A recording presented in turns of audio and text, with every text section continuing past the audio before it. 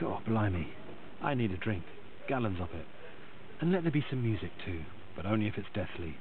Maybe some Joy Division, whose singer Ian Curtis hanged himself in 1980.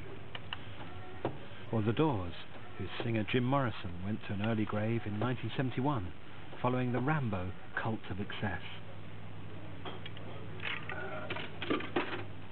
Some believe Jim faked his death and followed Rimbaud to Africa, but I never saw him there. The gloomy side of rock is as popular as the gangster side of rap. This is the unmistakable sound of rock's front-rank nihilists, Nirvana, playing live on Top of the Pops in 1992. Here's the singer Kurt Cobain, as down as you can possibly be. Load up on drugs, kill your friends. Load up on drugs, kill your friends, he just sang there, which is different to the words on the record. Also, he sang them a whole octave lower to be even more depressing. And now, he's going to eat the microphone.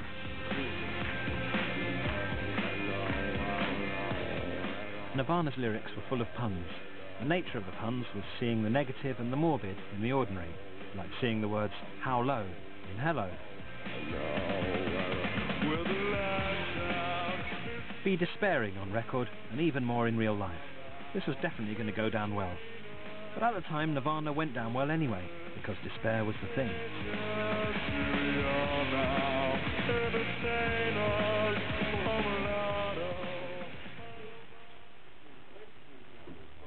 There's a copy of Melody Maker that's been delivered to me by a time machine from 1994.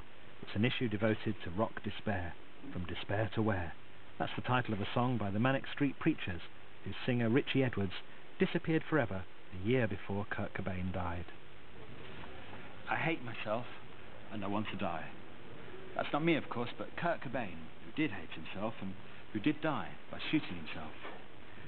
In a top 10 of cultural suicides, rock stars would figure quite large. What is that self-destruct streak they have, where an anti-everything attitude goes with an attitude of anti-self? It fits with a nihilistic, don't-care feeling of adolescence, and also a little bit with the feeling of we're all immortal anyway, which is also a bit adolescent. And it's a mythology that's sold to the rock audience, on which some rock stars come to believe themselves, that they're too talented and intense to cope with the mundaneness of ordinary existence.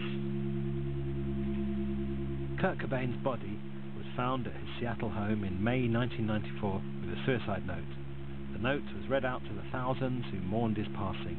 In it, he said that he couldn't peddle a lie anymore. It was better to burn out than to fade away. There's a lot of clever wordplay in Nirvana, and it all came from the pen of Cobain.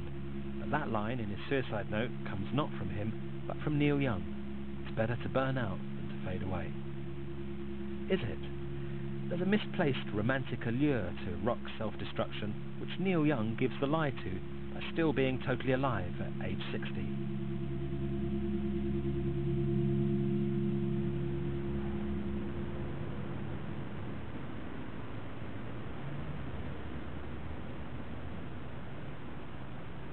Here's some grim reality, some miserable hopelessness, some bottom line of unloved, lonely existence.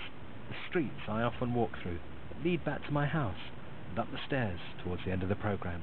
Back to the depression I'm having in my bedroom with the curtains drawn, even though it's the middle of the day. I'm empathising with misfits in bedsits everywhere who feel they can't go on. I can't go on, I must, says one of the characters in Beckett.